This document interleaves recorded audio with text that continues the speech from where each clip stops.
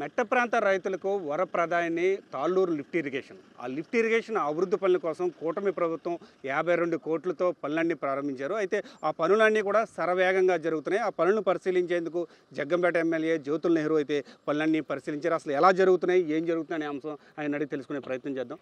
Sir చెప్పండి, అంటే lift irrigation అనేది ఈ మెట్ట ప్రాంత రైతులందరికీ కూడా ఒక రకంగా చెప్పాలంటే వరప్రదాయని. అది ఉన్నప్పటికీ కూడా చాలా వరకు వాటర్ రాక రైతులు ఎంతోమంది ఇబ్బంది పడ్డారు.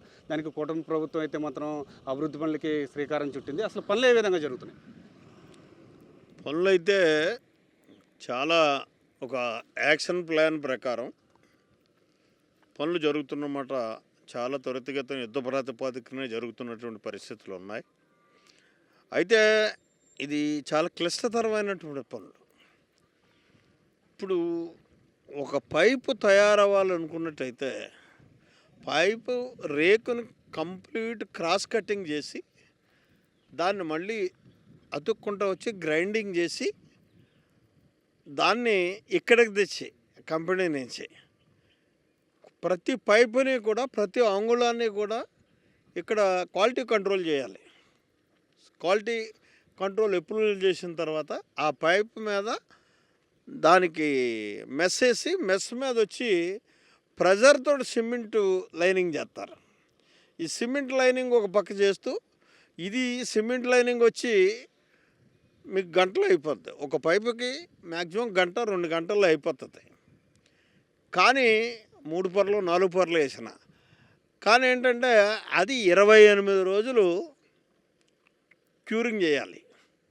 చేసిన తర్వాతే అది అక్కడ అతకడానికి అవకాశం ఉంటుంది. ఇక రెండోది ఏంటంటే కింద లైనింగ్ లోపల ఇన్నర్ ఇది లిక్విడ్ కోటింగ్ ఉంటుంది. అది లిక్విడ్ కోటింగ్ కూడా వేసిన తర్వాత ఒకరోజు కంపల్సరీ ఆగాలి ఇది చేయడానికి. ఇవన్నీ టెక్నికల్గా ఉన్నటువంటి ఇబ్బందులు. అక్కడ పైపు అక్కడికి వెళ్ళి ఇచ్చేయాలనుకుంటే భూమిలో మనం వేసేది పైపు ఇది కాలువ తీసి ఆ కాలువలో వేస్తాం. కాలువలో వేసినప్పుడు కూడా ఇబ్బందులు ఉంటున్నాయి. ఏదో చిన్న వర్షం పడ్డదనుకోండి, ఆ రోజు హెవీ వెహికల్స్ అన్నీ ఈ పోలేవు, అదొక 4 రోజులు పోతుంది. ఇలా జరిగినటువంటి పరిస్థితి ఉంది తప్పించి ఇక్కడ పనులు అయితే మాత్రం చాలా త్వరితగతిన అవుతున్నాయి. ఇంకోటి రెండోది, ఇక్కడ ఏదో శంకుస్థాపన లేట్ అయింది అని చెప్తున్నారు. శంకుస్థాపన లేట్ అయిందని అన్న వాళ్ళకి ఒకటి వాస్తవం చూసి తెలుసుకోవాలి. ఈ పైపులన్నీ కూడా ఫ్యాక్టరీలో తయారైపోయినాయి. ఎప్పుడు తయారైనాయి? అగ్రిమెంట్ కంక్లూజన్కి వచ్చిన తర్వాత, ఆ అగ్రిమెంట్ అయిన తర్వాత వారం రోజుల్లోనే పైపులన్నీ కూడా అక్కడ చేసినటువంటి పరిస్థితి. హైదరాబాద్లో పైపులు తయారు చేసి ఒక్కొక్క పైపుని కూడా ఇక్కడ తెచ్చినటువంటి పరిస్థితి. అదే కాదు, పాత పైపుల్ని పీకినటువంటి పరిస్థితి.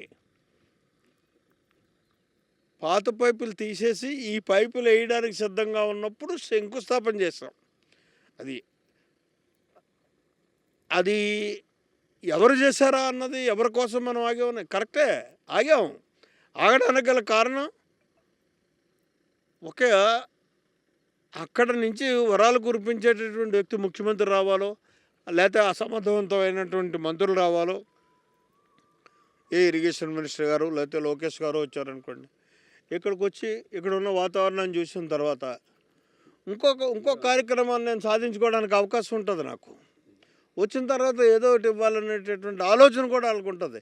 చిన్న చిన్న గ్రామాలకు మనం పర్యటన వెళ్ళినప్పుడే మనం ఎందుకు రమ్మని కోరుకుంటారు? ఏదో ఒక డ్రైన్ కడతావనో, సిమెంట్ రోడ్ వేస్తావనో, లేకపోతే మంచినీళ్ళు ఇస్తావనో, లేని దగ్గర ఎలక్ట్రికల్ పైపులే గొట్టాలు ఇది స్తంభాలు వేస్తావనో ఏదో ఆశతో రమ్మంటారు. అదే రకం ఇక్కడ జరిగింది తప్పించి అది కూడా పనికి మాత్రం ఆటంకం కాలా. శంకుస్థాపన చేసిన తర్వాత కాలువలోకి పైప్ వేసిన మాట వస్తుంది. కానీ అప్పుడు దాకా నేను చెప్పినటువంటి ప్రక్రియ అంతా జరిగిన తర్వాత ఇప్పుడు మొదలుపెట్టారు. పంప్ హౌస్ దగ్గర నుంచి సుమారు ఎన్ని కిలోమీటర్ల మేర పైప్ లైన్ వేస్తున్నారు? దానికి సంబంధించి అంటే ఎన్ని పైప్ లైన్లు ఉంటే ఎన్ని పైప్ లైన్లు వేస్తున్నారు? ఇప్పుడు ఇక్కడ 1800 పైప్, దీంతో పైప్ ఒకటే ఓ పైప్ లైన్, 1400 తోటి ఒక పైప్ లైన్ ఇక్కడ జరిగేది ఏంటంటే ఈ 2 పైప్ లైన్లు వెళ్తాయి. ఈ పైప్ లైన్ నుంచి సుమారు 1.5 కిలోమీటర్లు పైప్ లైన్ వేయాలి. ఇక్కడ పైప్ లైన్ వేసిన తర్వాత డెలివరీ సిస్టమ్ వస్తుంది. ఆ డెలివరీ సిస్టంలోకి వాటర్ పడుతుంది. అక్కడి నుంచి ఇలా లెఫ్ట్కి రైట్కి కూడా వెళ్తాయి. ఇది ఈ స్కీమ్ యొక్క ఇది. అయితే ఇక్కడ ఎలక్ట్రికల్ పాత ఎప్పుడో 16 సంవత్సరాలు అయిపోయింది, 18 సంవత్సరాలు. మొత్తం టోటల్ ఎలక్ట్రికల్ పంప్స్ అన్నీ కూడా ఇవాళ రిపేర్ చేయడం, రిపేర్లే కాదు, కొత్త పంపులు అయితే పంపుల్ని కొత్త ఇంపెల్లర్స్ కూడా తెచ్చి కొత్త వేయించున్నాం. అడ్జస్ట్మెంట్ లేవు, ఇచ్చేసేసి పెట్టలే. ఇంపెల్లర్స్ కొత్త పోయిన వాటిని తీసేసాం, బాగున్న వాటిని మామూలుగా వేసాం. అలాగే మోటార్లన్నీ కూడా సర్వీసింగ్ జరుగుతున్నాయి. ఇక్కడ 5 మోటార్లు ఉంటాయి. 4 మోటార్లు ఎప్పుడు దొరుకుతాయి, ఒక మోటార్ స్పేర్ ఉంటుంది. ఏ పనికి ఆ పని జరుగుతూనే ఉంది. ఇక్కడ రెండోది ఏంటంటే కరెంటు ఇదివరకు పెద్దాపురం నుంచి వచ్చేది. మాకు పెద్దాపురం నుంచి కరెంటు రావడంలో ఈ పామాయిల్ తోటలు ఇవన్నీ ఉండటంలో ఇంటరప్షన్స్ ఎక్కువయ్యి ఈ పైప్ లైన్ పోవడానికి కానీ, మోటార్లు కాలిపోవడానికి కానీ, ఇలాంటి ఇబ్బంది రావడానికి కూడా పంపుల మీద ప్రెజర్ పడి ఆటోమేటిక్గా పంపులు అరిగిపోవడానికి కానీ కారణం. ఇవాళ ఆ ప్రాబ్లం లేకుండా ఏదైతే 230 kV సబ్స్టేషన్ ఉందో రామవరాన్ని, అక్కడి నుంచి ఇదే పుష్కర కాలువ అంట డెడికేటెడ్ లైన్ని డైరెక్ట్గా కరెంట్ లైన్ ఇక్కడ తీసుకొస్తున్నాం. సుమారుగా ఎప్పటి వరకు రైతులకు వాటర్ ఇచ్చే అవకాశం ఉందండి? ఇది వాస్తవంగా అయితే మేము ఈ నెలలోనే ఇవ్వాలని అనుకున్నాం. మొన్న ముందుసారి నేను వచ్చి చూసినప్పుడైతే ఒక పైప్ లైన్ అయినా ఈ నెలలో ఇవ్వడానికి అవకాశం ఉంటుంది అనుకున్నాం. అయితే ఇక్కడ వాతావరణం కారణంగా ఉన్నాయండి. వాతావరణమే మెయిన్ ఇక్కడ పని ఆగడానికి.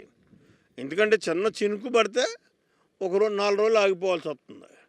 ఆ రకంగా జరుగుతున్నటువంటి పరిస్థితుల్లో నేను ఇప్పుడు చూసిన దాన్ని బట్టి చూసుకుంటే రైతులకు ఎప్పుడెప్పుడా అని ఆతృత ఉంది. కానీ సెప్టెంబర్ నెలాఖరికల్లా మనం సఫిషియెంట్గా 2 పైపులు కూడా రన్ చేయగలుగుతామన్నది నా ఆలోచన. నాకు వాళ్ళు ఇచ్చినటువంటి హామీ కూడా అదే ఫైనల్గా.